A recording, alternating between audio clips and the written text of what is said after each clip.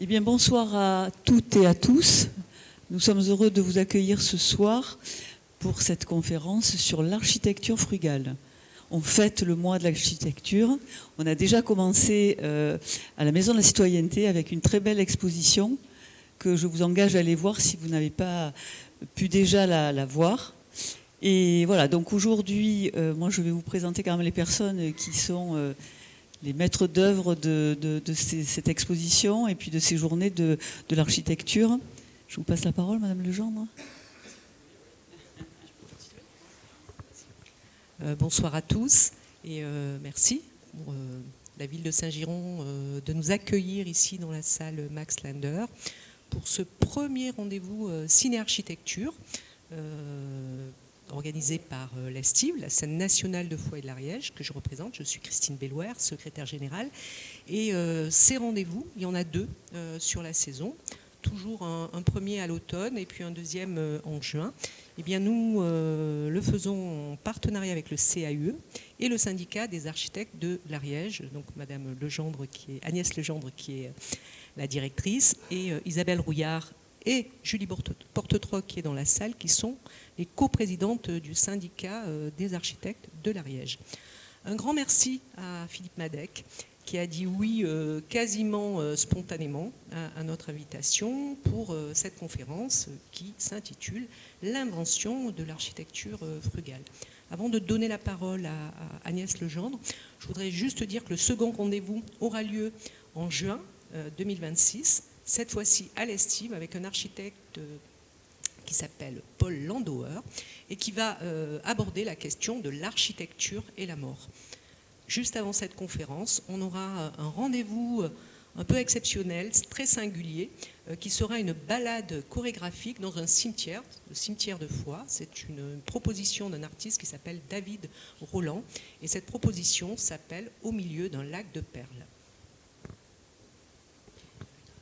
Merci Christine. Donc, vous l'aurez compris, en fait, ces soirées, toutes ces manifestations donc, sont le fruit d'un partenariat qu'on a mené depuis quelques années maintenant. Resaluer donc effectivement l'engagement de la mairie de Saint-Giron pour la mise à disposition du matériel, les locaux, etc., votre présence. Donc l'exposition Architecture frugale, elle est visible encore pendant une quinzaine de jours à la Maison de la Citoyenneté. Donc le partenariat avec le syndicat des architectes de l'Ariège, il va assez loin, je pense, puisque le samedi matin, vous avez un binôme d'architectes libéraux donc, qui sont là pour vous faire visiter l'exposition. Donc tout à l'heure, je crois, mais j'ai des consoeurs qui m'ont dit les gens ne comprennent pas, ils pensent que parce qu'on est architecte, on travaille au CAUE. J'ai trouvé ça excellent. Donc en fait, pas du tout. Ouais. En fait, donc on a une cinquantaine d'architectes libéraux en Ariège, et au CAUE, on est une petite équipe de 6 architectes, urbanistes et paysagistes. Et donc on travaille en réseau justement pour pouvoir monter ces opérations de sensibilisation. Et je pense qu'on n'y arriverait pas les uns sans les autres. Et donc c'est intéressant à ce titre-là. Et je m'en félicite encore. Voilà. Donc, un grand merci à Philippe Madec, notamment, pour être venu jusqu'à nous, parce qu'on sait que nous, on est territoire rural, territoire montagnard, assez difficile d'accès malgré tout, et un grand merci donc, pour votre présence.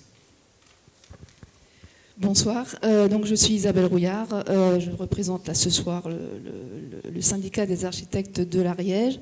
Donc pareil, pour éclaircir un peu les choses par rapport au CAUE, on est donc tout un certain nombre d'architectes libéraux qui on s'est regroupés de manière effectivement à agir pour la promotion de l'architecture, d'où cette collaboration entre autres. Avec le CAUE, on aura aussi pour le mois du documentaire, on va proposer aussi un film à Lavelanet, penser l'incertitude aussi sur des projets durables. Et voilà, on essaye aussi, comme on est en lien en tant que... Enfin, les architectes libéraux sont en lien avec beaucoup d'instances, donc aussi le but de cette association, c'est de rencontrer les gens de façon à ce que tout se passe au mieux. Voilà, nous sommes absolument ravis et très honorés d'avoir M. Madec parmi nous. Et oui, je voulais aussi ajouter, effectivement, comme me l'ont rappelé certaines de mes collègues tout à l'heure, qu'en Ariège, ça se pratique quand même pas mal, l'architecture frugale. Il y a des architectes qui qui ne font que ça, des maisons en paille uniquement, avec des matériaux très très locaux. Je crois avoir vu parmi nous des gens qui sont de l'association Écorce aussi, qui travaillent un peu dans cet objectif. Donc voilà, je pense qu'en Ariège, les gens sont très très très preneurs de toutes les expériences d'architecture frugale dont vous allez nous parler. Et je pense aussi que la frugalité ne touche pas que l'architecture et que voilà, je pense qu'il faut aussi se poser la question de la frugalité en général dans nos vies pour élargir un peu le débat.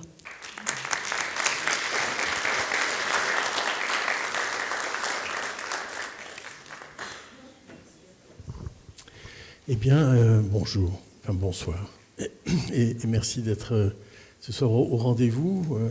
Merci pour l'invitation, vraiment. J'ai été très touché que vous fassiez cette invitation et qu'il y ait dans la boucle un CAUE. Je suis très attaché au CAUE. Je le dis au moment où les CAUE ont des soucis. Aider les CAUE, c'est finalement la vraie présence de l'architecture sur tous les territoires. Depuis qu'on a perdu les subdivisions de l'équipement avec les architectes conseils des subdivisions, il ne reste plus que les CAUE pour nous aider à faire de la belle architecture sur tous les territoires. Donc, aider les CAUE. Alors, je vais vous parler d'architecture frugale. Juste vite fait pour vous dire qui je suis. Je suis architecte et urbaniste. Je suis professeur en architecture. Je suis aussi écrivain. J'ai écrit un certain nombre d'ouvrages sur l'architecture, sur l'art et sur la ville. Et je suis engagé dans la question des co-responsabilités depuis les années 80. Et ma vie a toujours été bâtie autour de cette idée de l'éco-responsabilité, du développement durable. Les choses ont un peu changé aujourd'hui. On va dire, la prise de conscience existe davantage que ça ne l'était dans les années 90 même. Et aujourd'hui, le plus dur, c'est de faire. Donc voilà, je vais vous montrer comment on fait. Et puis ici, je découvre donc qu'il y a... Et c'est pas dans toutes les régions, mais on voit bien qu'il y a autour de la question de la maison aujourd'hui un grand intérêt pour faire des maisons saines, pour faire des maisons avec des matériaux locaux, biosourcés, géosourcés, et aussi avec du réemploi. Donc je suis ravi de savoir que certains d'entre vous ici le font vraiment. Alors... Pour évoquer l'architecture frugale, il est important de faire un léger détour, mais il va être très court, mais il est indispensable. Bon, vous savez qu'en France, quand on a besoin d'intelligence, il suffit d'aller du côté de Montpellier. Hein. Cet homme incroyable qui habite là-bas et qui est toujours avec nous, Edgar Morin, écrivait en 1981, il écrivait un livre pour sortir du XXe siècle. C'est-à-dire qu'il avait déjà compris en 1981 qu'il y avait quelque chose qui n'allait pas avec le XXe siècle. Et il disait dans cet ouvrage, le futur naît du présent, c'est dire que la première difficulté de penser le futur est la difficulté de penser le présent. L'aveuglement sur le présent nous rend ipso facto aveugles du futur. Alors, j'ai évoqué le présent de deux manières. D'une part, à propos du territoire français, ce qui sera une manière de replacer votre commune dans cette question du territoire, et aussi évoquer le présent du point de vue mondial, puisque nous sommes aujourd'hui dans une expérience mondialisée de notre rapport à la Terre. Mon premier travail était en 1991, vous voyez, c'était il y a quelques années, et pendant 14 ans, j'ai travaillé dans une commune de 900 habitants, dans le Finistère. Et je me suis toujours attaché à garder cette attache avec les petites communes rurales. Bon, je travaille évidemment pour les métropoles aujourd'hui, mais je garde toujours, et vraiment, je le dis très sérieusement, ce n'est pas juste un effet de parole, je m'attache toujours à continuer à travailler pour des toutes petites dimensions citoyennes, parce que la réalité du territoire est de cet ordre-là. Ce qui n'était pas tout à fait le propos il y a encore quelques années. L'INSEE, vous voyez bien l'INSEE qui nous gère les statistiques, l'INSEE avait une définition de l'urbain qui était fausse. Bon, un peu partout dans le monde, pour définir l'urbain, on l'oppose au rural, comme si c'était malin. Mais en tout cas, c'est facile, quoi. C'est un peu paresseux, mais ça se passe comme ça. Et l'INSEE disait, il y a urbain quand il y a 2000 habitants agglomérés sans coupure de 200 mètres. 2000 habitants agglomérés sans coupure de 200 mètres. Conclusion, vous savez, la statistique ne fait que répondre à une définition. Si la définition est fausse, la statistique est fausse.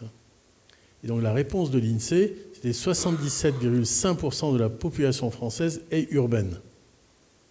77,5% de la population française était considérée comme urbaine, et c'est ce qui a fait qu'à la fin du XXe siècle et au début du XXIe siècle, la France a été métropolisée.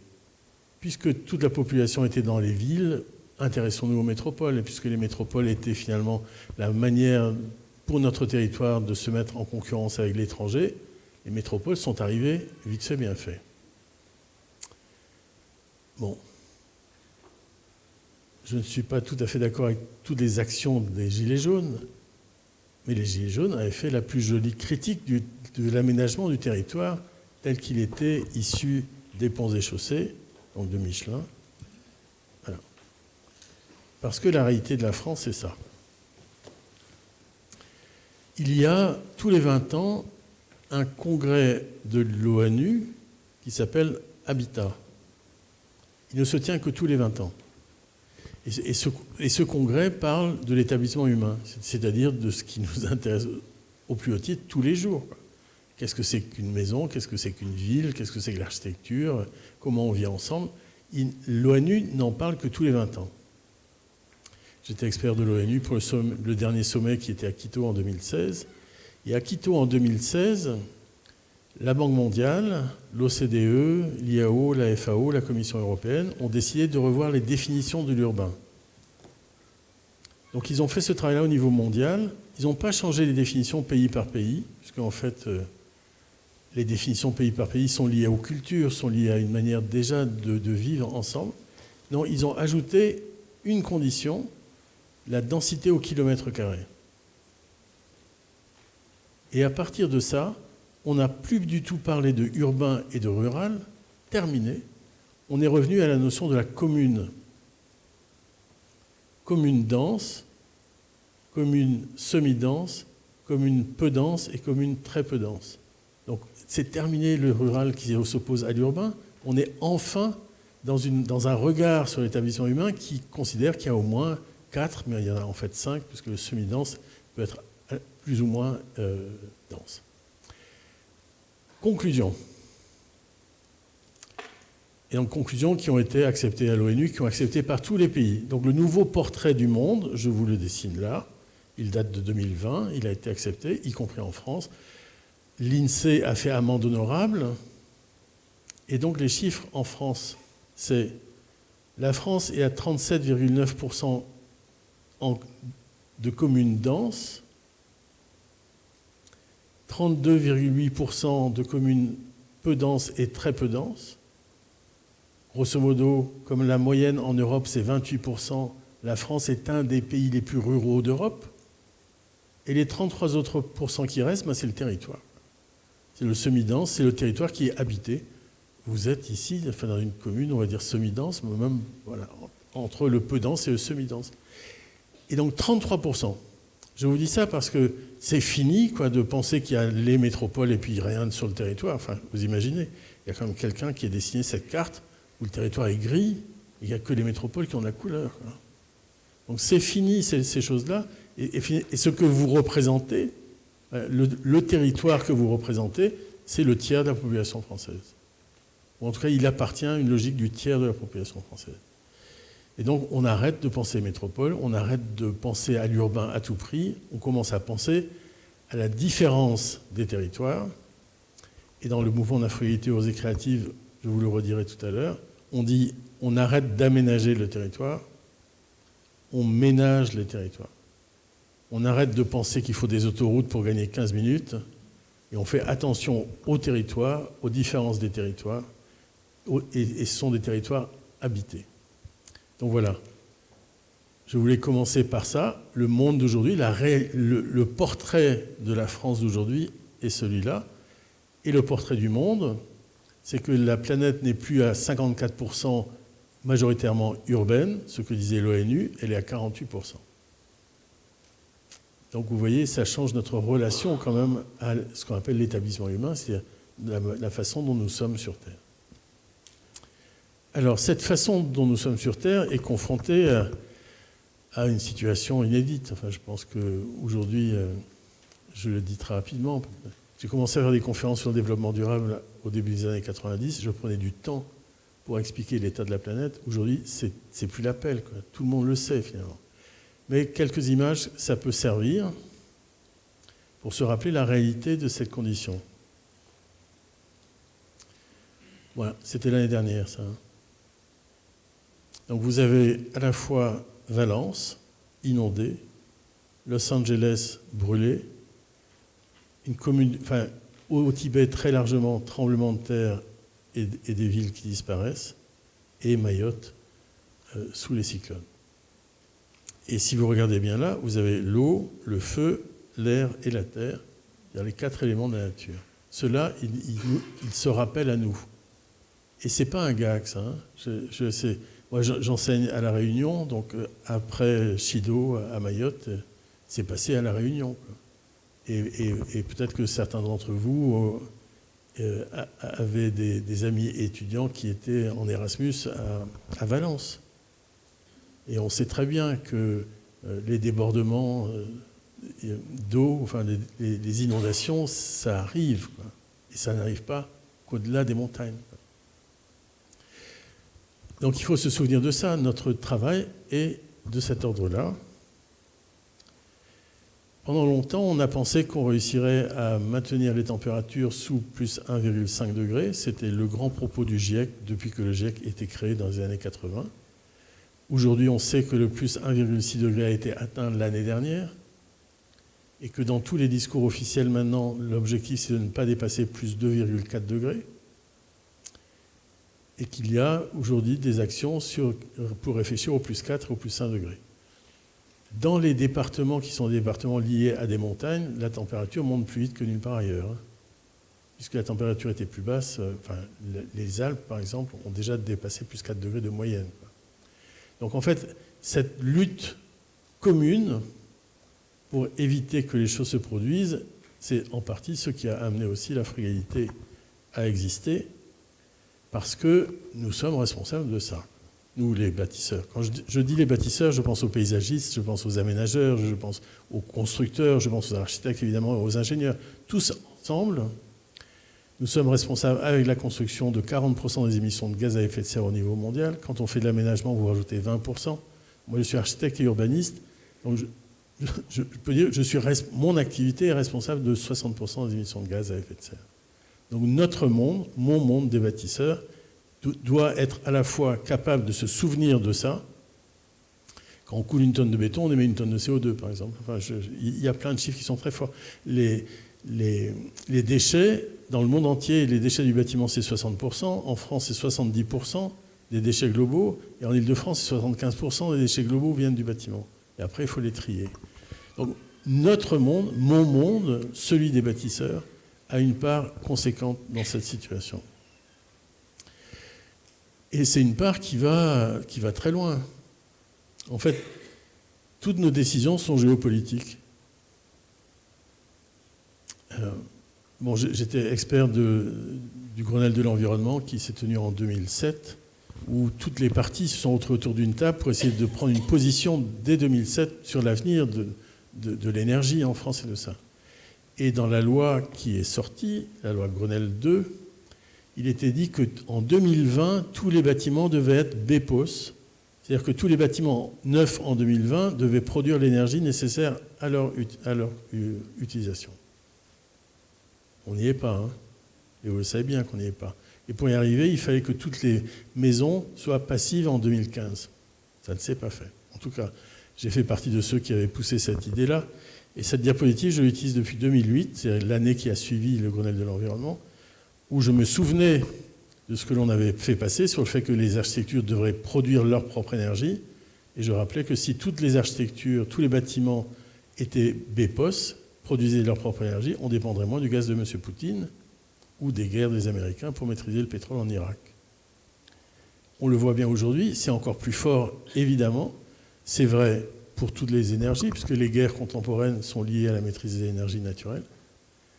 Mais plus que ça, Lafarge a donné de l'argent à Daesh pour pouvoir continuer à utiliser une de ses usines de fabrication du ciment en Libye.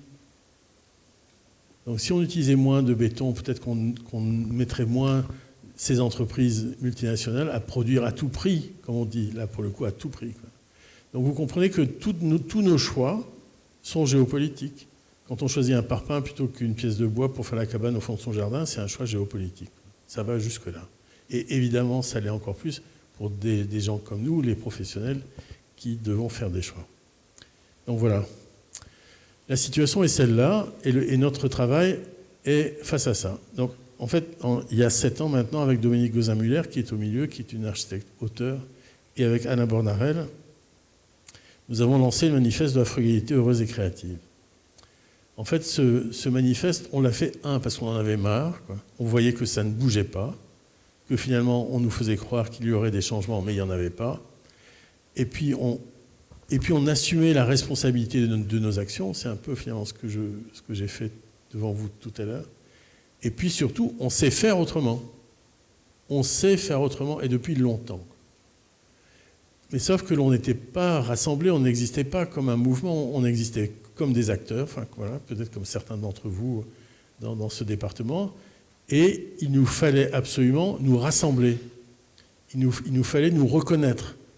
Et ça a été immédiat. Le manifeste de la frugalité heureuse et créative a été lancé en janvier 2018. 5000 signatures très vite. Aujourd'hui, on est à 17 000 signatures qui viennent de 90 pays dans le monde et le mouvement est devenu un mouvement international. On a choisi le mot frugalité et pas le mot sobriété. Et ça, c'est très important. Bon, Pierre Rabhi utilisait sobriété heureuse et on appréciait. Pierre Rabhi et les colibris, évidemment. Les négawatts utilisent la notion de sobriété énergétique. Donc voilà, nous avions des amis qui utilisaient le mot sobriété. Mais depuis que le mot sobriété a été pris par le monde politique et économique, il est devenu une injonction. Vous devez moins polluer. Vous devez moins émettre de CO2. Vous devez moins ceci, moins cela. Et on ne fabrique pas un programme d'avenir, on ne fabrique pas une envie de faire des choses ensemble sur une injonction, quoi. Ben, c'est pas tu vas manger maintenant qui fait une famille, par exemple. C'est sur l'envie, finalement, c'est sur le fait de partager des valeurs positives. Et donc on a pris frugalité, parce que frugalité vient du fruit en latin, frux frugis. La frugalité en latin, c'est la récolte du fruit. Et elle est fructueuse, même racine, fruit, hein. Elle est fructueuse quand elle ne blesse pas la terre et qu'elle rassasie ceux qui la font. Ne pas blesser la terre et rassasier les humains, c'est notre métier, nous, les bâtisseurs. Donc on a gardé évidemment frugalité. Et en fait, ça répondait à des éléments qui avaient déjà existé auparavant. Bon, évidemment, je n'étais pas un des créateurs du Club de Rome, puisque je commençais mes études en 68 et 72. Mais je suis membre du chapitre Europe du Club de Rome maintenant, et j'ai relu les rapports du club, dont celui de 97 qui s'appelle Facteur 4. Le sous-titre de ce livre Facteur 4, le sous-titre français, parce qu'en anglais ce n'est pas la même chose, le sous-titre français c'est 2 fois plus de bien-être en consommant 2 fois moins de ressources. Il n'y a pas d'autre programme d'avenir. Et je demande toujours, si vous en avez un autre programme d'avenir, dites-le, quoi. En tout cas, pour nous, les bâtisseurs, il n'y en a pas d'autre. Parce que, en fait, quand on vient nous voir, nous, les bâtisseurs, on vient pour une seule chose, qui est le bonheur. On ne vient que pour ça. On veut être heureux dans une maison ou autrement, on veut être protégé, on veut être dans quelque chose qui est beau, on veut avoir le confort. On ne veut que être contenté, on ne veut que le bien-être. C'est quand même incroyable d'être dans des métiers où la seule attente, c'est le bonheur. Et donc ça reste encore. Et on sait très bien que pour y arriver, on n'a plus autant de ressources qu'au XXe siècle. C'est fini. Et puis on n'a pas envie d'en gaspiller autant qu'au XXe siècle. Donc 2 fois plus de bien-être en consommant 2 fois moins de ressources. Voilà, je l'ai synthétisé dans un ouvrage qui s'appelle « Mieux avec moins » et qui n'est pas le less is more des modernes, bien au contraire, qui est de vivre mieux et plus heureux avec moins. Alors, la frugalité, telle que nous l'avons partagée, elle s'appuie sur 4 frugalités et on ne peut pas en prendre une en oubliant les 3 autres, il faut les prendre toutes ensemble. Alors, quelle est la première frugalité? C'est la frugalité en ressources. Quelle est la première ressource du bâtiment? C'est le bâtiment. Le bâtiment déjà là est la première ressource du bâtiment. On arrête de détruire, on réhabilite en permanence. Et d'ailleurs, faut-il encore construire? C'est une question qu'il faut se poser chaque fois. To build or not to build, ça reste un enjeu réel. En tout cas, la ressource principale, c'est le bâtiment qui est déjà là. Et il y en a tellement qui sont déjà là que l'on peut utiliser. Et la seconde ressource, eh bien, ce sont des ressources qui ne sont pas des ressources qui nous blessent et qui blessent la Terre. Ce sont des ressources naturelles, biosourcées et géosourcées, mais aussi des ressources qui viennent du réemploi des bâtiments. Donc les ressources biosourcées, géosourcées et de réemploi sont, avec la réutilisation du déjà là, les ressources de base de la frugalité. La seconde frugalité, c'est la frugalité en technologie. Cornebarieux, vous voyez où c'est Cornebarieux? Près de Toulouse. C'est un bâtiment que j'ai fait à Cornebarieux qui s'appelle le Centre culturel L'Aria en ventilation naturelle. Pas de clim. Bon, on sait très bien que tous les systèmes qu'on nous installe aujourd'hui, plus ils sont complexes, plus ils tombent en rade. Et c'est comme s'il y a une loi là-dedans, il y a un truc, quoi. Il y a quelque chose qui fonctionne malheureusement comme ça. L'obsolescence des systèmes, la complexité des systèmes, on ne sait plus les réparer nous, il faut faire appel à d'autres. Et donc, nous, on n'utilise plus de techniques compliquées, et on en montrera d'autres, mais du point de vue de la qualité de l'air, nous, en tout cas, mon atelier n'utilise que la ventilation naturelle. La frugalité en énergie, c'est pas compliqué de s'isoler, quoi. C'est même assez fastoche. On sait faire ça très bien au moins depuis les années 80, quoi, au moins depuis les premières réglementations thermiques. L'isolation pour l'hiver, c'est simple. Aujourd'hui, l'enjeu, c'est l'été. C'est pareil, c'est facile, quoi. On isole, il y a tellement de solutions pour isoler. On peut en reparler tout à l'heure si vous voulez, mais aujourd'hui, on sait faire des bâtiments qui n'ont pas besoin d'énergie pour le chauffage ou pour le frais. On sait les faire, tout simplement. Et donc, l'enjeu, c'est bien celui-là. Ici, on peut parler de sobriété énergétique. Là, l'enjeu, c'est bien de réussir à faire en sorte qu'on utilise le moins possible d'énergie. Et la dernière frugalité, c'est la frugalité en territoire. On arrête de s'étendre sur des territoires qui sont des territoires nécessaires pour le captage de l'eau, nécessaires pour l'agriculture, nécessaires pour la biodiversité. Donc il est important de travailler avec ce qui est déjà là. C'est vrai pour le bâtiment, c'est vrai aussi pour l'urbain, pour les tissus bâtis. Pardon. Bon, le mouvement aujourd'hui n'est pas fait que de 3 personnes, vous l'avez bien entendu, il fait de groupes, et des groupes qui sont présents sur tout le territoire. Pas tout à fait chez vous, mais s'il y a des gens qui sont intéressés et qui en plus font de la frugalité sans le savoir, comme M. Jourdain, c'est le moment de créer un groupe, parce que vous verrez, c'est tellement joyeux de faire fonctionner ces groupes de frugalité. Donc il y en a partout, et ça marche incroyablement bien. Il y a même des groupes à l'étranger, en Belgique, en Italie. Il y en a un qui est en train de se constituer au Canada, etc., etc. Et quand on se réunit, on est comme ça. Voilà. Ça, c'était il y a 2 ans. On était à Chambéry. On était 500 à Chambéry. Je n'ai pas mis une photo ici, mais cette année, on était à Saint-Ouen. On était 600 à Saint-Ouen. Les gens de moins de 30 ans qui étaient avec nous étaient le plus nombreux. Enfin, c'est passé dans l'histoire. Et chez les étudiants, tous les étudiants des écoles d'architecture et d'ingénieurs sont nés au XXIe siècle. Tous. Même ceux qui sont en master aujourd'hui. Donc ils vivent une autre histoire que la nôtre. Mais eux portent ces valeurs-là. Et au moment même où nous faisions nos assises à Chambéry, la revue en ligne Chronique d'architecture posait cette question. Selon vous, face aux défis climatiques planétaires, le meilleur recours est la technologie, la frugalité, la résilience, le sauve qui peut. Vous pouvez lire, c'est des gens qu'on ne connaît pas. qui ont compris que finalement, sans doute que la frugalité est la manière finalement d'engager l'architecture face aux défis climatiques. Alors là, vous avez une exposition qui reprend les éléments qui viennent de ce livre. J'imagine que vous vendez le livre à l'exposition, ou vous n'en avez pas trouvé peut-être, mais en fait, non, il n'y en a plus. Ah. En fait, la frugalité, c'est pas de l'utopie. Je ne suis pas en train de vous dire, vous verrez, si on fait tout ça, en 2030, on va s'en sortir. Et peut-être qu'en 2050, ce sera encore mieux, et en 2100... Non, c'est pas de l'utopie, on fait ça depuis longtemps. Et pour montrer qu'on le fait depuis longtemps, et que c'est facile et que c'est beau, eh bien, on fait des livres, et de très jolis livres.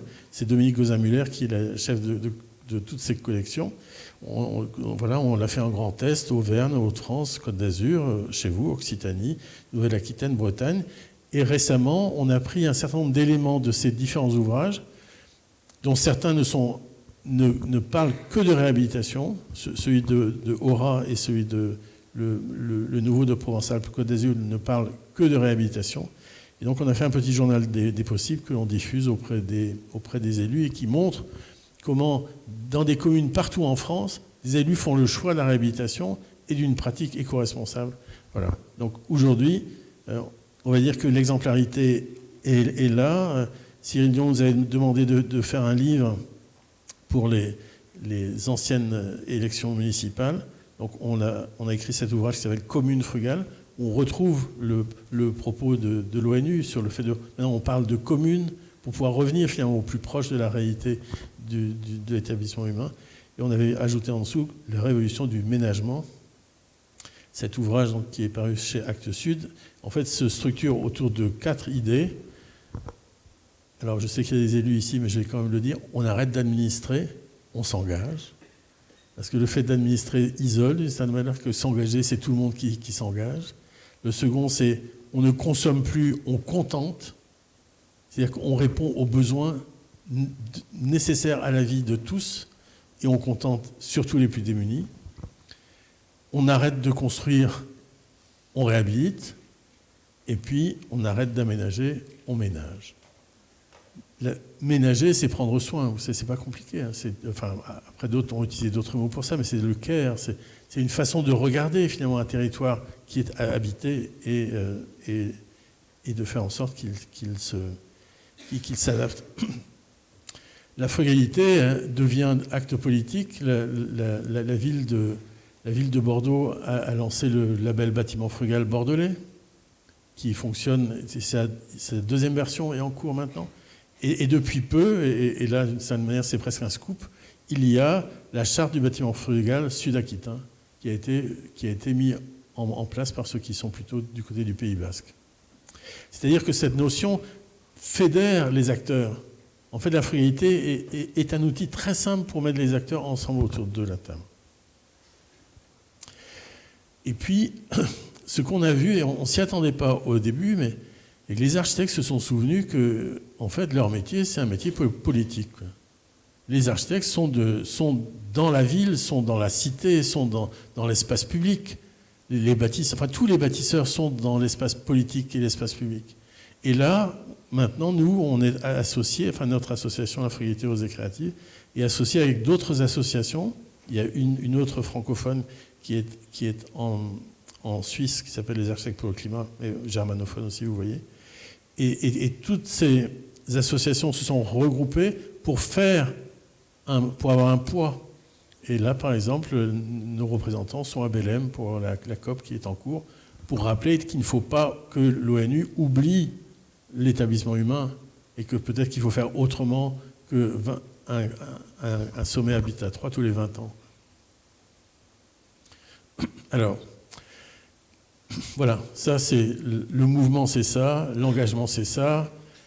Et alors, qu'est-ce qu'on fait et comment on le fait? Quel est notre travail surtout? Bon, alors, on peut dire qu'une grande partie de notre travail, ça consiste à réenchanter le monde, 2 fois plus de bien-être, vous vous souvenez de ça? Donc, réenchanter le monde, c'est réenchanter un monde habité.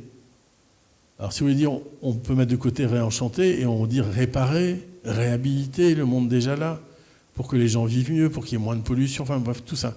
Donc notre travail au XXIe siècle, c'est de réparer le monde déjà là. Le monde déjà là est un monde habité. Donc on réhabilite le monde déjà là avec les gens qui l'habitent. Nous, les bâtisseurs, on n'est pas des sachants, quoi. On sait certaines choses, mais on ne sait pas tout. Et donc tout le travail qui est à faire avec ce qu'on appelle les maîtres d'usage, c'est-à-dire vous, les citoyens, tous ceux qui connaissent finalement la réalité des territoires dans lesquels ils sont. Et là, vous avez des photos de mes amis bretons de 14 ans, de 91 à 2004. Et en fait, ça se poursuit un peu partout. Enfin, ce travail-là, je le fais depuis 91, je n'arrête pas de le faire. À l'heure actuelle, je le fais dans une situation très contemporaine, sur l'île de la Martinique, pour la commune du Prêcheur. La commune du Prêcheur est la commune qui est le plus au nord de la Martinique, tournée vers les Caraïbes, et avec l'élévation du niveau de la mer, les houles cycloniques, les tsunamis, les tremblements de terre, la liquéfaction des sols, les éruptions volcaniques les plus ardentes et les laves. Comme ils ont un peu d'humour, ils disent la seule chose qui nous manque sont les avalanches. Mais ils ont fait un travail de fou. Enfin, ces gens-là, pour moi, ce sont des héros. Ils ont réussi à faire en sorte de ne plus être dans le déni collectif. Ils savent qu'ils doivent bouger. Ils savent que 50% de la population doit se déplacer. C'est vrai ici au Prêcheur, c'est vrai pour l'île c'est la commune de Miquelon, sur Saint-Pierre-et-Miquelon, mais pas que sur ça. On commence à réfléchir au déplacement de Nouméa, par exemple, qui est une commune très basse. Vous savez, Jakarta est sous les eaux. Enfin, toute la partie administrative est en train d'être déplacée par ailleurs. En fait, cette réalité de l'acceptation finalement de ce qu'est notre manière d'être ici, bien sûr, nous, en tant que spécialistes, on est là pour les aider. Ce travail-là, je le fais avec des ONG qui sont spécialisées dans le stress post-traumatique, pour les aider avant le stress à s'engager dans un changement. Bon, je pourrais vous en parler pendant des heures, donc je vais m'arrêter sur ça, mais en tout cas, voilà, il est indispensable de réparer le monde avec les gens qui l'habitent. Ça ne peut pas marcher autrement. Vous imaginez l'injonction, là? Je vais la voir et je leur dis, allez, maintenant, il faut que vous changiez, quoi. Il faut que vous quittiez vos maisons. Ça n'a pas de sens. Il faut arriver au moment où l'envie de changer la maison est aussi chez eux et que les choix qu'ils ont faits sont aussi les leurs, évidemment les leurs. Je vais vous montrer un petit exemple qui concerne Bordeaux, du type de travail que l'on peut faire quand on a décidé de faire autrement que ce qui se fait habituellement. Donc pour un concours de 130 logements à Bordeaux, un maître d'ouvrage nous demande, comme d'habitude aux architectes, de faire des panneaux à zéro. C'est des grands panneaux où on dessine nos projets, on vient montrer nos projets. Et mes confrères font les panneaux à zéro et moi je suis incapable de dessiner. Je ne peux pas dessiner. Je ne peux pas dessiner parce que d'un côté, il y a des bars des années 60 et de l'autre côté, il y a des maisons de pierre. Donc d'un côté, on va dire une vie bourgeoise, de l'autre côté, une vie plus compliquée et au milieu, une cité malheureuse, enfin, une cité industrielle. Et bien sûr, la difficulté de vivre dans ce quartier-là, je ne la connais pas. Et je ne vais pas commencer à dessiner des logements que j'aurais pu faire ailleurs. Donc moi, je suis avec un petit papier, un petit A4, en disant... Si vous nous prenez, on fait la fête des voisins le mois prochain, et là on invite tout le monde, et à la fête des voisins, vous expliquez que c'est nous qui serons les architectes du projet qui n'existe pas, mais que nous allons dessiner. Et pour faire ça, on va s'installer pendant une semaine sur le site pour les rencontrer tous. On fait un bivouac d'une semaine. Bon, je vous raconte ça parce que évidemment ça a marché. Ce qui montre aussi qu'il est important d'avoir des très bons maîtres d'ouvrage pour faire de l'architecture réussie. Donc voilà. Bon, faire un bivouac à Bordeaux, ça se passe toujours bien. Les gens sont assez cool et ils savent se parler, et puis le vin n'est pas si mauvais que ça. Donc le bivouac se passe. J'ai l'impression de comprendre toutes les peurs de tout le monde, puisque finalement, mon travail consiste à apaiser les peurs. Vous savez, projeter, ça veut dire jeter devant. Progettare, en latin et en italien, ça veut dire ça. Vous donnez à voir quelque chose qui va concerner l'avenir, donc il y a forcément des peurs. Et donc, j'arrive quelques temps plus tard avec une maquette où j'ai fait un projet. J'adore cette image pour beaucoup de choses. D'abord parce qu'elle ressemble à la peinture flamande, vous savez, quand on présente la présentation de l'enfant avec les yeux comme ça. Et puis, vous avez la femme qui a la main sur son visage, quoi. Et là, vous vous dites, il s'est trompé. Ouais. Je me suis trompé sur un point qui était sa voisine de 90 ans qu'on n'avait pas pu voir parce qu'elle n'était pas là au moment du bivouac. Donc on va voir la voisine, on fait ce qu'il faut pour la voisine, et les gens qui sont là viennent déposer le permis de construire avec nous en mairie de Bordeaux. Et c'est eux qui vont expliquer aux voisins tout ce qui se passe dans la discussion avec Bruno Fortier à la mairie de Bordeaux. Le projet se réalise, l'intelligence collective a fait son boulot, c'est-à-dire que le projet a une programmation beaucoup plus intelligente. Il ne devait y avoir que des logements sociaux locatifs. Cette partie-là, qui est l'endroit où on a fait le bivouac, les Micocouliers et cette maison, on ne pouvait pas la détruire parce que c'est là où on s'est mis d'accord. Le lieu de l'accord était sacralisé. Donc on l'a réhabilité et on a mis des étudiants dedans, ce qui n'était pas prévu. Et puis il y a des gens de ces bars qui changent de statut social, qui sont capables d'acheter un logement, et d'autres de ces maisons de pierre qui décohabitent, enfin des histoires de vie qui fait qu'on ne vit pas toujours dans la même famille tout le temps. Mais on ne veut pas quitter le quartier parce que sa vie est dans le quartier. Donc on se retrouve avec des habitants de la cité HLM et des maisons de pierre qui veulent vivre ensemble. Ça ne peut pas venir autrement. Vous ne pouvez pas l'imaginer quand vous êtes un urbaniste, que vous allez toquer aux portes pour demander à qui veut habiter avec ceux d'en face, quoi. Et donc ils ont obtenu ce qu'ils souhaitaient, c'est-à-dire qu'on a réalisé de l'habitat participatif pour eux. Donc on a ajouté du logement qui est du logement en accession. Donc voilà, le résultat est un peu ça. La dame âgée qui est ici n'est pas la grand-mère du petit qui est là. Tout ça est dans le mélange et l'aide. Et voilà. Donc, comment on travaille avec les gens qui habitent, quoi. C'est la base de tout, quoi. Les gens, c'est la culture, c'est le social, c'est la réalité des territoires. Et qu'est-ce que l'on utilise?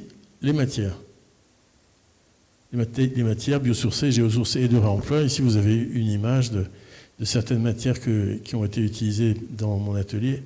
En fait, au XXe siècle, pour construire le monde entier, grosso modo, j'exagère, mais ils ont utilisé le béton armé de ciment Portland, le verre, l'aluminium, le PVC, le polyuréthane, etc. Il n'y a pas 10 matériaux, il y en a même peut-être que 7.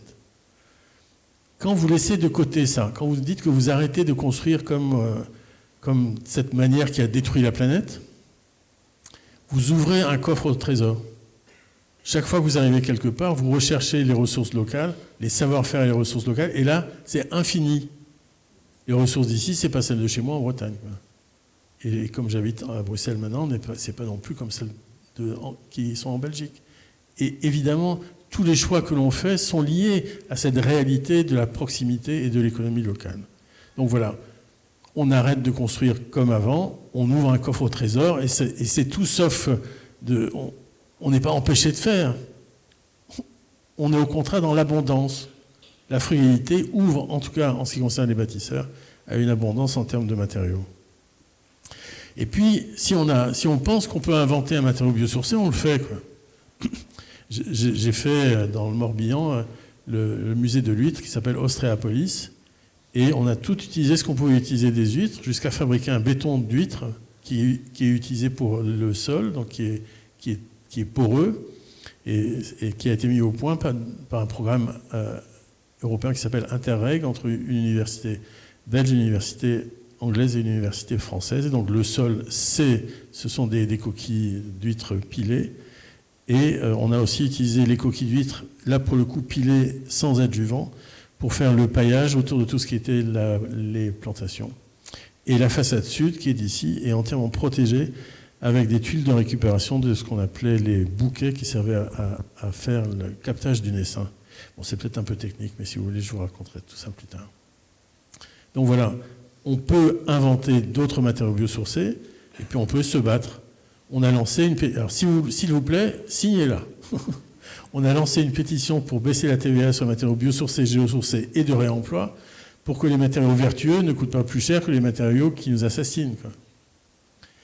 Bon, même s'il ne faut pas juste comparer un parpaing et une BTC, mais bien de projet à projet et pas uniquement matière à matière, ce travail-là est un travail qui est un travail très important et qui renvoie à quelque chose que je n'ai pas évoqué ici, dans cette diapositive sur les engagements. Vous voyez la House Europe, là-haut, le logo jaune, c'est une initiative européenne contemporaine. Là, elle est en ce moment. Là. Une initiative européenne il faut qu'on ait 1 million de signatures pour que finalement ça remonte et que ça devienne quasiment une loi. Et donc House Europe dit on arrête de démolir et on baisse la TVA sur les matériaux de réemploi. Donc en fait, le propos de la frugalité rose et créative se retrouve aussi récupéré, et tant mieux, par des activités politiques au niveau européen. Donc il y a les matériaux solides, mais ça ne suffit pas à faire l'architecture. L'architecture, ce n'est pas la construction. Hein. Il ne suffit pas de faire un mur en paille pour faire de l'architecture. Hein. Un mur en paille, c'est un mur en paille. Ça ne fait pas un espace à vivre. Quoi. Il faut rajouter aux matières solides de l'architecture les matières fluides de l'architecture. Et quelles sont les matières fluides de l'architecture? L'air, la lumière, la chaleur, naturelle aussi. Et c'est l'air, la lumière et la chaleur que le soleil nous offre, qui est ce que l'on vit. Et la rencontre entre les matières solides et les matières fluides, c'est ce qui fait la qualité de l'espace dans lequel on passe nos journées. Et pour mélanger les matières solides et les matières liquides avec les cultures des sociétés, on prend un manche, on prend un instrument bioclimatique.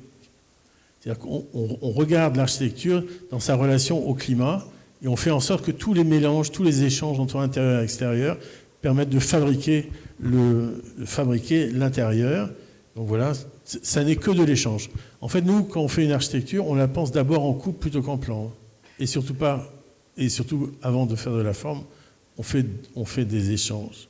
Et comme il s'agit de faire des échanges, il faut aussi avoir maîtrisé l'extérieur. Donc la maîtrise de l'effet d'îlot de chaleur est indispensable pour réussir à faire une architecture qui intérieurement est cohérente et vivable. Dans le quartier où on a fait le bivouac, on est en train de réaliser ce petit immeuble de logement à Bordeaux où il n'y a aucun système de ventilation. Rien. Pas de VMC, pas de ventilation naturelle assistée contrôlée, rien. Vous imaginez le silence et la paix.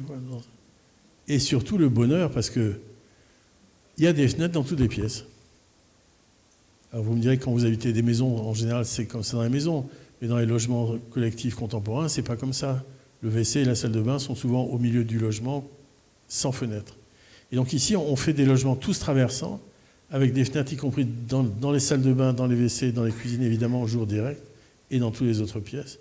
Et on installe des entrées d'air qui sont des entrées d'air spécifiques à la ventilation naturelle, autoréglables. En fait, c'est elle qui, en fonction de la pression, s'ouvre ou se ferme, et puis on ouvre les fenêtres.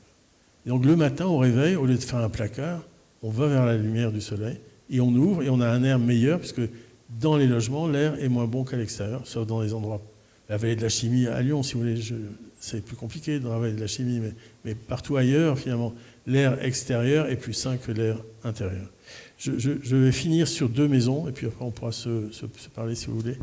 Je vais finir sur 2 maisons qui utilisent ça. Donc voilà, ici on est dans le Finistère Nord. Vous voyez où c'est le Finistère Nord, Brest? Juste au-dessus, le pays des abers, le granit et l'ardoise. Et c'est la réhabilitation d'une ancienne écurie. Vous voyez, ça c'est une écurie du 19e siècle, qui était en très mauvais état.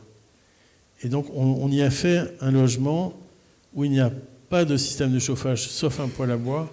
Il n'y a pas de système de ventilation, rien.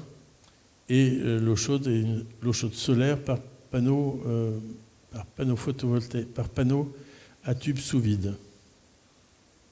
Alors comment est-ce qu'on est arrivé à faire ça? On a gardé les murs de pierre. Et on n'allait pas isoler les murs de pierre. Enfin, vous imaginez bien, ils sont tellement beaux, il fallait les garder, quoi. Et on ne les a pas rejointoyés, on a gardé le jointoiement initial.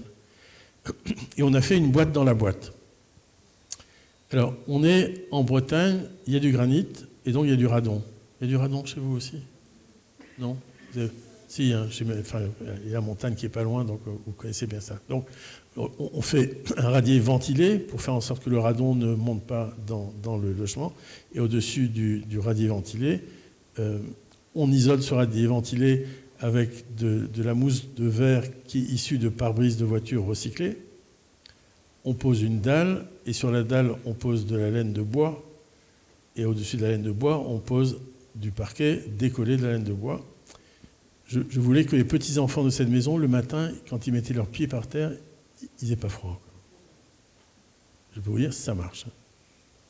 Au mur, comme les murs de pierre ont été jointoyés à la terre, ça perspire. Donc il ne fallait pas qu'on mette un isolant qui empêche le mur de respirer. Donc on a projeté du béton de chanvre, donc chêne-vote et chaud, 21 cm. Donc c'est ce qu'il y a sur les murs, ici, c'est ce volume-là. En toiture, on a mis de la ouate de cellulose, et au-dessus de la ouate de cellulose, on a ajouté de la laine de bois. Cette maison, elle est douce à vivre, il n'y a pas de bruit, et il fait toujours bon, quelle que soit la saison. Il y a juste un poêle à bois qui utilise le bois de la propriété pour être réchauffé. Et il y a quelque chose à l'intérieur, donc tout vient de l'alentour. C'était une autre idée, ça. La pierre venait de l'alentour. Et même le CLT. Le CLT, vous savez, ce sont ces grandes planches de bois comme avec Cross-Laminated Timber. En général, on se dit, il n'y en a pas en Bretagne. Eh bien si, à 20 km, il y a une entreprise qui fabrique du CLT. Et donc on a utilisé le CLT qui venait d'à côté et qui est fait en épicéa de Sitka, qui est le bois de la filière bretonne à l'heure actuelle. Et donc ça finit par donner ça, avec des systèmes de ventilation. Donc voilà, ça, c'est pas moi qui le fais. Hein. Je demande à des ingénieurs de faire ce travail-là pour moi. Je sais ce que je veux et je sais qui peut me donner ce qui est nécessaire pour que ça fonctionne. Et donc voilà, le résultat est celui-ci. Le bois, la lumière, que des matériaux sains, y compris les rideaux, la récupération de bouteilles de lait pour faire des luminaires. Et voilà, tous les espaces sont évidemment traversants. Et donc, en fait, c'est ce bâtiment-là, le premier qu'on avait fait, où il n'y avait pas du tout de système de ventilation. Ce que je vous ai montré sur Bordeaux, on ne l'a fait qu'après avoir testé ici et en s'assurant que ça fonctionnait. On l'avait fait aussi une autre fois, là dans le Béarn, donc pas très très loin de chez vous, c'est à Gaujac, pour une ferme de laboratoire où il y avait voilà, quand on est arrivé, l'ensemble était celui-là, alors mérule partout, mais vraiment partout. Donc on a tout déconstruit, sauf les murs, bien sûr que l'on a gardé, et on a aussi gardé tout ce qu'on pouvait garder de tuiles, qu'on a soit réemployé, soit utilisé en éléments enfin vous le verrez, soit d'acoustique, soit pour faire des gabions. Et donc dans cet ensemble, dans cette ferme expérimentale, il y a la maison du fermier, et là aussi on a refait le test dans le Béarn, après l'avoir fait en Bretagne, de ces maisons sans aucun système de ventilation, rien d'autre que des fenêtres partout, des entrées d'air en dessous, et puis le petit capteur qui vous dit si c'est rouge, vert ou orangé. Comme la famille de ce fermier s'était décomposée, enfin s'était défaite, le fermier reçoit son fils régulièrement, un fils qui est plutôt, voilà, il n'est pas encore adolescent, et c'est devenu un jeu entre le père et le fils de savoir qui ventile le mieux la maison. Donc en fait, la relation à la maison change aussi finalement avec les systèmes que l'on apporte. Il ne suffit pas d'appuyer sur un moteur, un bouton qui déclenche un moteur, tant qu'il y a énergie, ça marche. Non. Ici, il y a une implication qui s'opère et qui rend les choses heureuses. Donc, pareil, partout, boîte de cellulose, laine de bois, bois massif, locaux. Tous ceux qui sont en extérieur sont bruts de sillage. Et donc voilà ce que le système de fonctionnement de la ventilation ressemble à tout ça. Et ça donne des espaces à vivre comme cela. Et donc vous voyez, quand on coupe des tuiles mécaniques en deux, parce qu'on ne pouvait pas les réutiliser en toiture, ça fait un mur acoustique qui fonctionne très bien. Et puis les autres qui étaient cassés, ben voilà, on a fait des gabions, comme ici. Et je vais m'arrêter sur ça, comme ça on va pouvoir se parler. Bonjour, bonsoir et merci pour cette belle présentation. Je suis maître d'œuvre assez jeune en Ariège et voilà, c'est très inspirant votre travail. Moi, je me pose la question par rapport à la RE 2020 et à toutes les normes auxquelles on doit répondre aujourd'hui. Donc ça, c'est une première question, c'est comment on fait par exemple, parce qu'il y a il me semble qu'il y a des obligations de VMC, des obligations de système de chauffage, des choses. J'ai l'impression que c'est quand même hyper compliqué de pouvoir rester dans des systèmes alternatifs dans des contextes où on est obligé de répondre à certaines normes. C'est ma première question. Et la deuxième, c'est justement ce dont on parlait juste avant, mais sur le lien entre le frugal et le coût de la construction. Parce que là, par exemple, je travaille sur une maison bois et paille en Ariège, mais au final, qui est hyper chère. Et les matériaux biosourcés, justement, le projet d'enlever la TVA sur les matériaux biosourcés, c'est vraiment hyper important parce que c'est des matériaux qui coûtent hyper cher. Le liège, par exemple. Voilà. Et donc, qu'est-ce qu'on fait de ça? Donc, il y a une première réponse par rapport à la TVA, mais comment... quel est le lien entre la frugalité et le coût aussi de ces constructions? Merci. Non, c'est moi qui vous remercie pour ces deux questions, parce que ce sont deux vraies questions différentes. Alors, comment est-ce qu'on fait par rapport à la réglementation? Moi, je me bats pour être hors la loi. Et vous pouvez, à mon avis, trouver des ouvrages qui ont été faits par l'ICEB, l'Institut de la construction environnementale du bâtiment, qui ont été faits il y a plus d'une dizaine d'années, qui s'appellent Hors la loi pour faire bouger la loi. Oui, c'est ça. C'est l'ICEB, ICEB. Et moi, j'ai commencé à faire de la ventilation naturelle en 2002, évidemment, totalement hors la loi à chaque fois, puisque on ne pouvait même pas compter la ventilation naturelle dans les calculs réglementaires. On a arrêté de le faire, les calculs réglementaires, je veux dire. Pas le fait de compter sur la ventilation naturelle. Et donc voilà, moi je pense qu'on n'a pas le temps d'attendre les autorisations, qu'on fait mieux que les lois. Les gens qui sont engagés font mieux que les lois, quoi. Les lois peuvent être intéressantes pour faire en sorte que ceux qui ne feraient rien soient obligés de faire un petit peu. Mais ceux qui sont engagés, comme vous semblez l'être, ce que vous pouvez faire va au-delà de la loi. Et il faut trouver le bon client. Il faut trouver le bon client. Les logements que l'on fait à Bordeaux sans aucun système de ventilation mécanique sont hors la loi. Mais nous, parce que c'est la santé publique, la qualité de l'air dans le logement, on négocie avec le ministère de la Santé, avec le ministère de l'Écologie, avec le PUCA et le CEREMA. Donc ça nous prend du temps, mais on essaie de faire des projets pour faire avancer l'histoire aussi. Ces projets-là, ce n'est pas une maison au quotidien, c'est vraiment un enjeu très fort pour faire changer les choses. Donc voilà. Moi, j'ai déjà fait changer des lois. Pour ceux qui s'en souviennent, la Chobe et la Chonne a disparu un jour, et c'est moi. Et donc voilà, on peut continuer à voir... Vous voulez que je vous explique la Chobe et la Chonne, c'était le calcul réglementaire au XXe siècle. Et en fait, imaginez un carré de 10 par 10, avec les murs tout autour, mais vous mettez des murs de 20, hein, de 25 à peu près, tout autour, et puis vous calculiez vos taxes sur la totalité du carré. Et puis, quand l'éco-responsabilité est arrivée, les murs sont devenus plus épais. Donc le carré faisait toujours 10 par 10, mais la part habitable était devenue beaucoup plus petite. Et du coup, on a réussi à faire en sorte que cette loi qui allait à l'encontre des enjeux éco-responsables, cette loi disparaisse. Alors, maintenant, il y a eu, et je pense que c'est en 2016 et 2017, la loi Allure et la loi ESSOC, qui sont deux lois dans lesquelles on a vu apparaître le permis de faire et le permis d'innover. Je pensais que j'avais une diapo sur ça, mais je ne l'avais pas mise là. En fait, le permis de faire et le permis d'innover autorisent que vous fassiez autrement que la loi ne le demande à partir du moment où vous arrivez au résultat que la loi souhaite. La loi française, elle n'est pas terrible parce qu'elle vous dit où vous devez arriver et elle vous dit comment y arriver. La ventilation mécanique, c'est typiquement ça, quoi. On vous dit ce que vous devez renouveler comme volume heure et on vous dit de le faire par un moteur, quoi, par une machine avec un moteur. Donc, il y a la possibilité de déroger sur tout ça. Bon, peu de maîtres d'ouvrage l'utilisent malheureusement, mais en tout cas, la loi le permet. Deux manières de la loi le permettent. Alors après, le coût. Après le livre sur la commune frugale, le mouvement est en train d'écrire sur l'économie de la frugalité.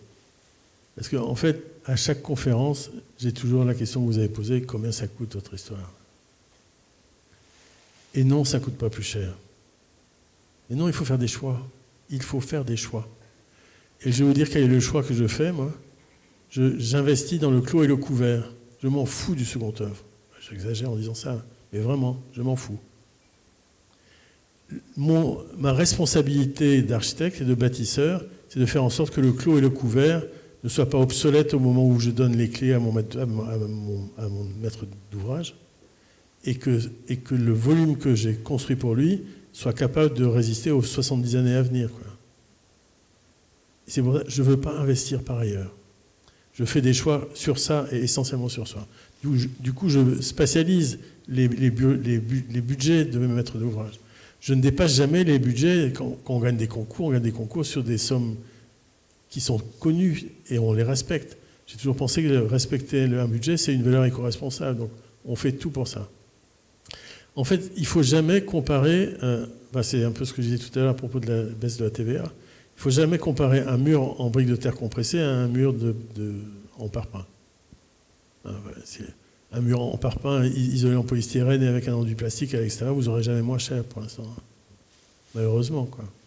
Sauf que si vous regardez par ailleurs, la laine de bois aujourd'hui coûte moins cher que la laine minérale.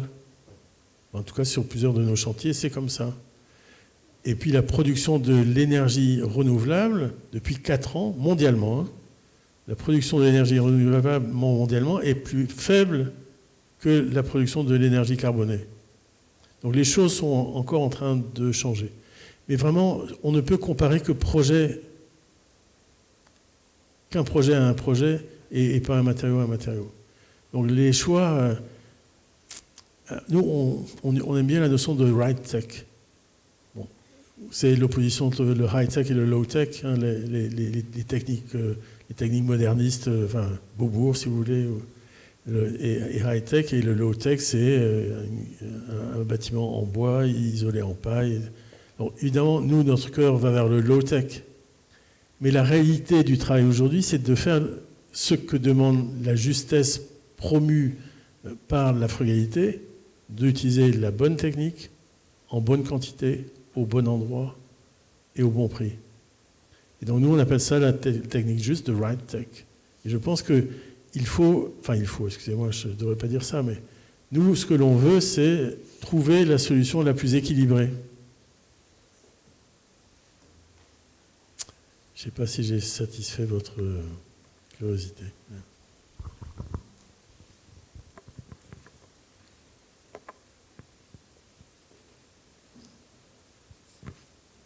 Bonsoir.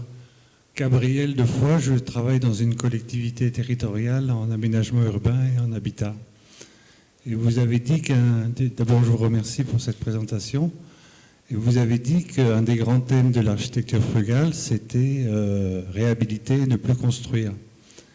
Et je crois que c'est sur la thématique de ne plus artificialiser les sols agricoles et naturels, ne plus détruire ces sols.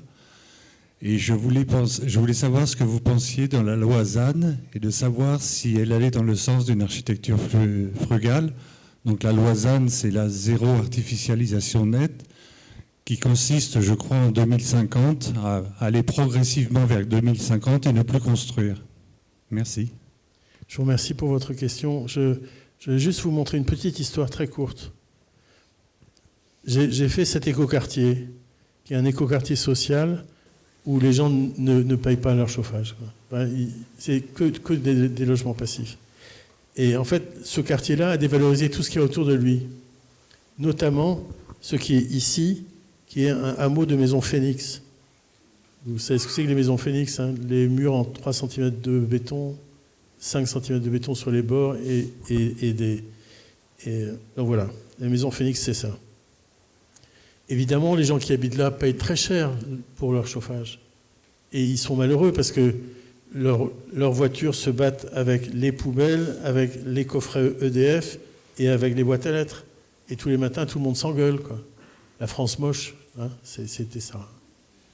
Et donc, regardez cette image, simplement en isolant, en déplaçant les voitures, en désimperméabilisant les sols, c'est devenu ça. Des maisons Phoenix. Les gens qui étaient là, ils n'étaient pas heureux avant. Maintenant, ils sont heureux.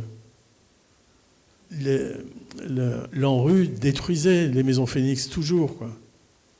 Ici, on a refusé la demande de l'ANRU et on a réhabilité ces maisons-là. Donc oui, il y a absolument la nécessité de refaire ce travail-là, 2 fois plus de bien-être en utilisant 2 fois moins de ressources. Et les gens qui habitent dans ce quartier ont créé une association pour vivre avec ceux qui habitent dans l'écoquartier qui les avaient dévalorisés, quoi. Eux, ils étaient dans l'exclusion énergétique.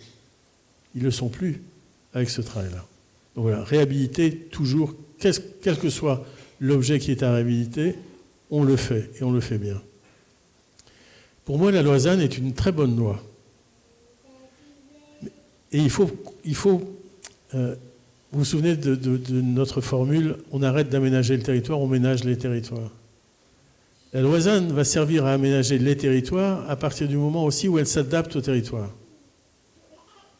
Par exemple, ce n'est pas votre cas ici, mais allez dans les Landes ou allez dans le Pays Basque et demandez aux communes du littoral quel va être leur avenir, ils le connaissent bien, et demandez aux communes du rétro-littoral quel va être leur avenir, ils le savent très bien.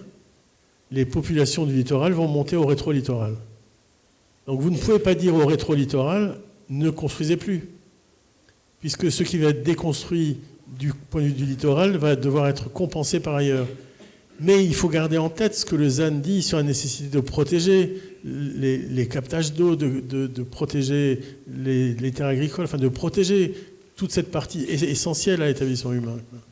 Donc pour moi, le ZAN, je le dis, je le redis toujours, le ZAN est une très bonne manière pour les élus de reprendre la main sur l'aménagement de leur territoire, pour le coup, sur leur urbanisme, si vous voulez. C'est un très bon outil et il est important de faire en sorte qu'ils s'adaptent à la réalité de leur territoire. Mais oui, c'est un outil que le jour, vous vous souvenez, quand il y a quand même des élus quelque part dans une chambre à Paris qui se sont attaqués aux zones à faible émission et qui s'attaquent aux ZAN. On marche sur la tête, quoi. Enfin, eux marchent sur la tête. Nous, on refuse, quoi. On n'attend pas grand-chose d'eux, finalement. On fait, quoi.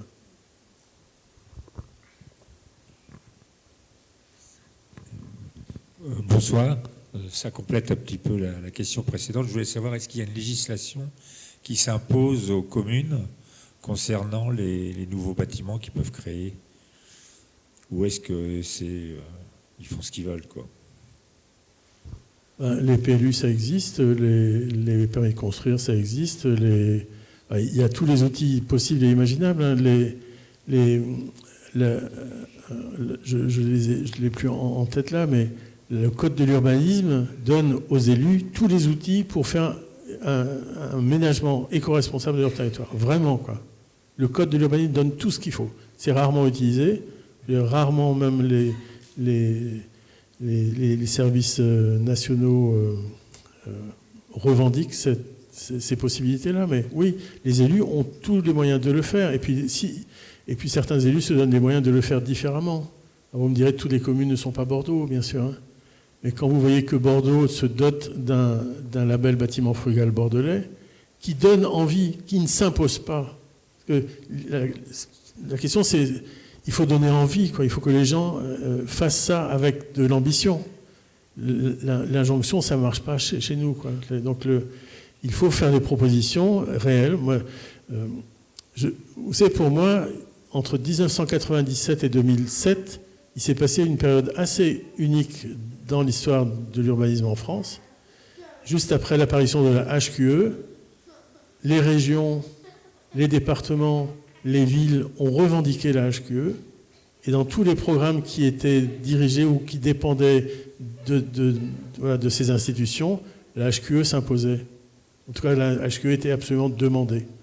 Donc oui, c'est un travail qui est à faire en commun, et évidemment, les élus n'ont pas baissé les bras, mais vraiment, quoi, j'aurais dû prendre mon petit livre La commune frugale et je vous aurais lu le passage sur ça.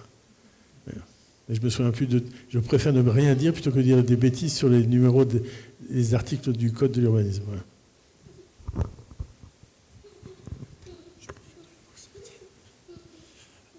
Bonsoir, merci beaucoup. Ça donne beaucoup d'envie, beaucoup d'énergie ce que vous nous présentez ce soir.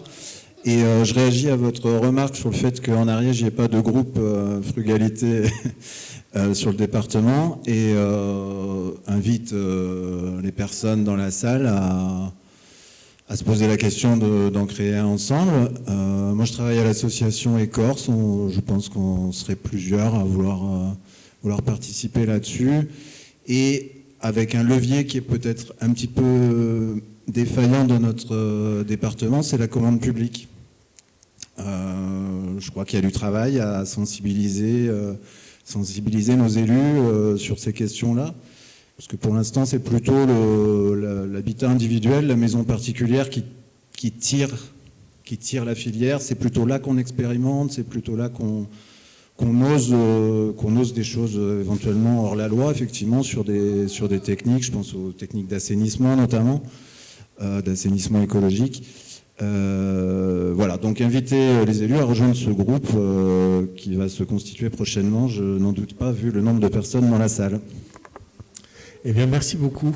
Alors, sachez que sur le site frugalité.org, frugalite.org, puisqu'on ne met pas les accents, il y a un document qui a été fait pour aider les groupes à se constituer, qui montre comment ça fonctionne. Enfin, c'est un groupe qui est que dans le partage, donc il y a tous les gens qu'il faut pour vous aider à créer ce groupe-là. Là, je ne peux pas vous le montrer, mais j'ai reçu les films qui ont été réalisés à Saint-Ouen là, pour nos 6e rencontres. Et notamment, il y a un des films qui n'est que l'interview des gens qui viennent des différents groupes. Et on voit que tous les groupes sont différents. Voilà. Tous les groupes ont la même envie, qui est celle du partage. Qu'est-ce que tu as fait? Qu'est-ce qui marche? Qu'est-ce qui ne marche pas? Comment tu as réussi à le faire? Mais tous les groupes ont quelque chose qui est lié à leur région, qui est lié à la réalité du territoire et du terroir sur lequel ils travaillent. Donc, bienvenue, vraiment bienvenue. Et vous verrez, c'est très joyeux. Enfin, je peux vous montrer le petit film tout à l'heure, si vous voulez.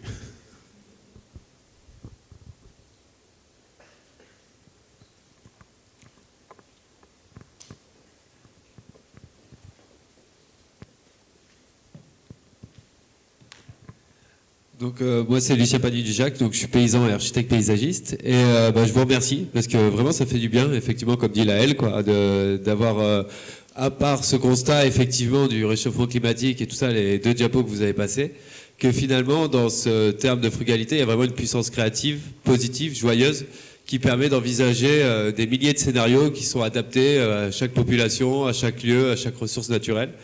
Et du coup, moi, justement, pour aller, parce que j'adhère à tout ce que vous dites, concrètement, mais pour aller un peu plus loin sur le côté pratico-pratique, parce que l'architecte, c'est quand même architectos, c'est le chef des constructeurs, donc du coup, il a quand même besoin pour faire ouvrir cette boîte de trésors là dont vous parlez, avec toutes ces ressources naturelles qui permettent de faire autant de matériaux et autant de techniques qu'on souhaite et adapter à chaque endroit. Pour chacun de vos projets, est-ce que c'est pour vous assez facile de trouver finalement des artisans qui permettent de le faire, mais aussi des producteurs de ressources? Parce que tout à l'heure on parlait du coût. Nous on a retapé notre maison aussi avec ma femme et c'est vrai que la première partie on a nous-mêmes abattu les arbres, scié les arbres et construit avec notre bois. Et on a remarqué que la charpente nous avait pas coûté si cher. En plus on en a vendu du bois. Par contre à côté là on doit refaire une autre construction et là on achète du bois. Et c'est vrai que c'est la même maison en bois, mais avec de la pierre, mais ça coûte plus cher. Donc, est-ce que vous avez développé sur vos projets justement des liens avec des artisans locaux, ou comment ça se passe justement avec les constructeurs, vous qui êtes le chef des constructeurs?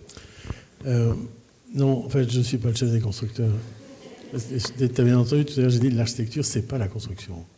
Donc, je ne suis pas le chef des constructeurs. Et en plus, je n'arrive à faire mon travail que parce que je constitue des équipes tellement fortes qu'elles rassurent les peurs de tout le monde.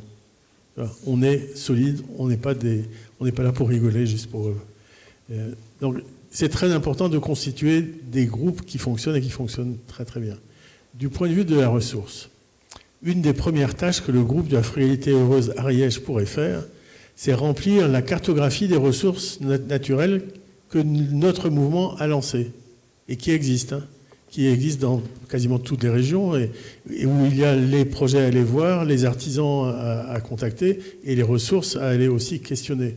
Donc ce travail-là sur la ressource, on le fait, donc il y a une cartographie et elle est disponible, elle coûte rien, enfin chez nous, rien, voilà, tout est gratuit. On est dans le partage total, donc vous pouvez vous inscrire chez nous, vous recevrez plein d'informations, ça ne vous coûtera rien. Parce qu'on a absolument besoin d'être dans cet échange-là. Donc sur les ressources, voilà, tu vas regarder la cartographie, tu ne trouveras pas grand-chose concernant l'Ariège, je pense, mais oui, bien sûr, la ressource, c'est important. Alors, nous, moi, j'ai la chance de pouvoir travailler dans beaucoup d'endroits. C'est une vraie joie. Et la première chose que l'on fait quand on arrive quelque part, c'est on se tait pour écouter le territoire sur lequel on arrive, et 2, on va chercher les ressources. Et on ne fera le projet qu'une fois qu'on aura trouvé les ressources. Par exemple, le petit bâtiment sur l'Huître dans le Morbihan, toute la façade qui est avec ses briques de récupération Cholet, on a pu le faire que parce qu'on a trouvé le dernier ostréiculteur qui capte le naissain avec cette technique-là. Et ce projet-là, on ne peut pas le faire ailleurs. On ne peut le faire qu'à cet endroit. Et il est beau, parce que c'est incroyable de voir toute cette grande façade de tuiles Cholet, quoi. Et donc tout est de cet ordre-là. Je pourrais raconter d'autres thèmes, mais après, c'est les artisans. Bon, hier, j'étais à Strasbourg, je donnais une conférence à l'école des ingénieurs de l'INSA, invitée par les élèves. Et il y avait une élue qui était là, qui est l'élu qui défend la maison alsacienne. Et l'Alsace s'est très très bien organisée pour financer les rénovations des maisons. Je pense qu'il faut regarder, il faut que les régions regardent ce qui se passe en Alsace, c'est impeccable. Et en fait, on s'est parlé de la question des artisans, notamment parce qu'en Alsace, mais pas qu'en Alsace, c'est ce qu'on appelle le CREBA. Le CREBA est une organisation qui est liée au CEREMA, me semble-t-il, et qui sert à la formation des artisans. Parce que les artisans, tu ne réussis pas à les former, ou alors tu les formes sur leur terrain, tu les formes sur leur chantier. Enfin, il faut que les chantiers deviennent des chantiers de formation ou d'auto-formation. Donc il y a un vrai enjeu pour aider les artisans dont on a absolument besoin. Moi, j'ai des chantiers qui sont d'une joie infinie, parce que quand je fais un mur de pisé de 4 mètres de haut, et le charpentier arrive, et le charpentier qui ne fait que de la charpente en bois massif, qui fait un boulot de fou, très belle, ces charpentes, il est persuadé qu'il ne peut pas poser la charpente sur le mur de pisé. Sauf qu'une fois qu'il a fait le chantier avec moi, il sait qu'il peut poser la charpente directement sur le pisé. Et eux, ils m'apprennent un truc que je n'avais pas compris. Vous savez ce que c'est que la poutre sablière ? La poutre fêtière, celle qui est en haut. La poutre sablière, c'est celle qu'on pose sur les murs. Aujourd'hui, on fait des sablières en béton et on pose la poutre sablière dessus. Dans mes chantiers où on ne met pas de béton, surtout pas celui-là, je suis arrivé un jour et j'ai eu une illumination. Moi, j'écris, j'adore les mots. Et d'un seul coup, je réalise que si on dit poutre sablière, c'est parce que le lit de sable avait été posé sur le mur de pierre, sur le mur de terre, et que c'était la seule manière de pouvoir poser la charpente, de faire en sorte que l'horizontale ait été faite par le sable. Moi, j'étais ému, je suis encore ému en me souvenant de cette découverte-là. C'est pas grand-chose, mais c'est énorme, quoi. Parce que ça nous explique toute notre histoire, ça nous explique aussi l'intelligence des mots pour dire les techniques. Donc voilà, les chantiers doivent être des moments de formation, vraiment. Et il faut aider, le CREBA, regardez ce que fait le CREBA. Je ne sais pas si le CREBA est présent dans le sud, mais c'est le centre de réhabilitation du bâti ancien. C'est génial.